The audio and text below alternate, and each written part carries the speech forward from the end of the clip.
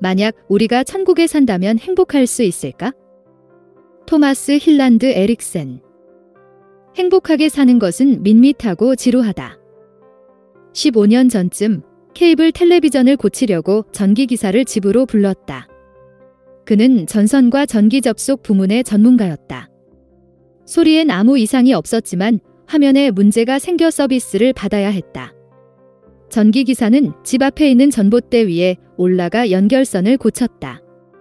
그는 전에도 해본 일이라며 1시간도 채 안 되어서 수리 작업을 마쳤다.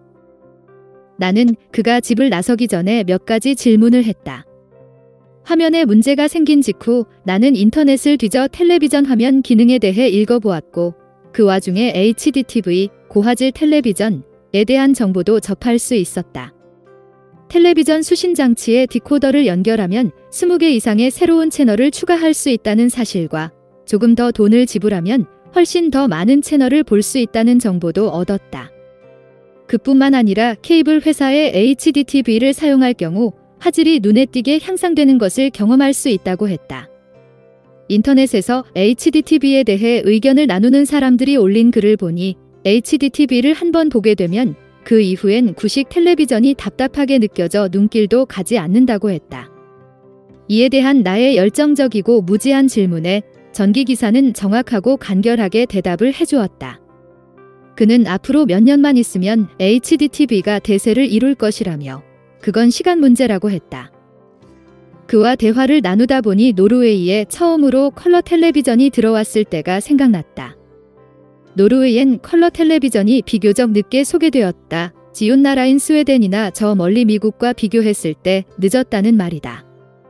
그리고 1974년 월드컵이 개최될 즈음엔 프로그램 대부분이 컬러로 방영되기 시작했다.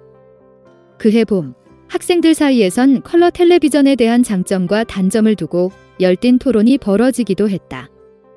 그때 누군가 이렇게 말했던 것을 나는 아직도 기억하고 있다. 그래, 컬러 텔레비전이 좋긴 하지. 그렇지만 프로그램 자체가 더 나아지는 건 아니야. 당시 이 말이 특별히 통찰력이 있거나 깊은 의미를 내포하고 있다고는 생각하지 않았다.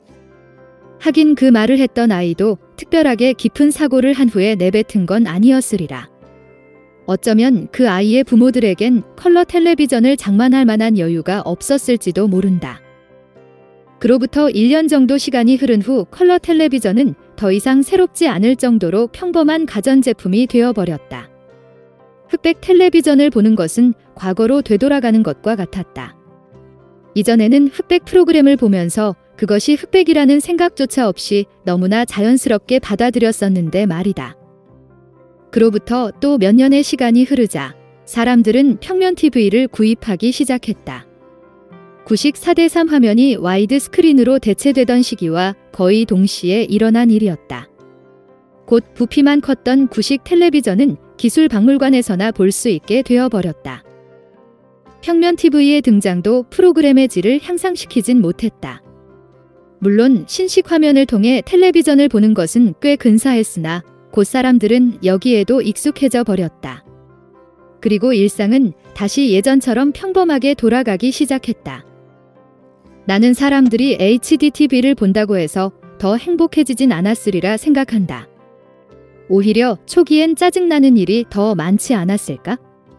예를 들면 대부분의 프로그램이 여전히 구식 화질로 방영되는 일이 일정 기간 계속될 것이고 평면 화면, 와이드 스크린, 디지털 시그널 또는 HDTV가 일상화되었다 하더라도 프로그램 자체의 수준이 더 나아질 리는 없으니 말이다.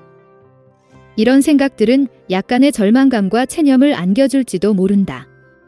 HDTV조차도 삶의 만족도를 향상시키지 못한다면 우리는 이 세상의 모든 다른 발전들을 어떻게 받아들여야 한단 말인가. 2차 세계대전 이후 주택 수준이 엄청나게 향상된 것이 우리를 더 행복하게 해주었던가? 그렇다고 할 수는 없을 것이다. 어떤 이들은 갓난아기가 부모와 함께 자는 대신 제 방의 침대에서 홀로 자게 되는 바람에 트라우마를 얻는 경우도 생겼다고 주장한다. 행복에 관해 연구했던 한 미국 심리학자는 이렇게 말했다. 캘리포니아주의 날씨가 미네소타주보다 훨씬 좋아서 미네소타에 사는 학생들은 캘리포니아 학생들이 자기들보다 훨씬 행복하다고 믿는다고. 하지만 사실 캘리포니아의 학생들은 미네소타의 학생들보다 결코 더 행복하다고 느끼지 않았다. 매일 접하는 따스하고 햇살 가득한 날씨는 그들에게 특별한 것이 아니었다. 그리고 그들도 중부지방에 사는 또래 학생들이 그렇듯 사랑과 경제 사정 또는 다가올 시험 때문에 걱정하는 건 마찬가지였다. 신문에서는 나이지리아와 베트남 국민이 스스로를 매우 행복한 사람들이라 여긴다고 했다.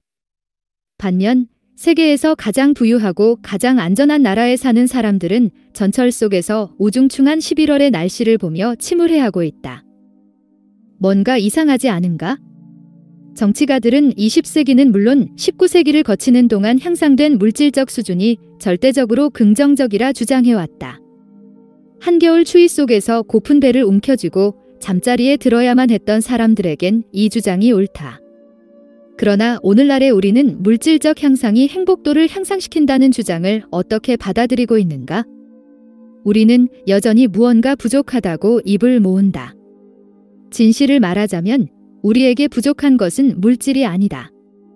오늘날 그 어떤 명망 있는 정치가도 기존의 정치적 목표와 흐름을 완전히 개선하려 시도하지 않는다. 개선하는 것이 어쩌면 국가와 개인을 위한 최선책이 될 수가 있는데도 말이다.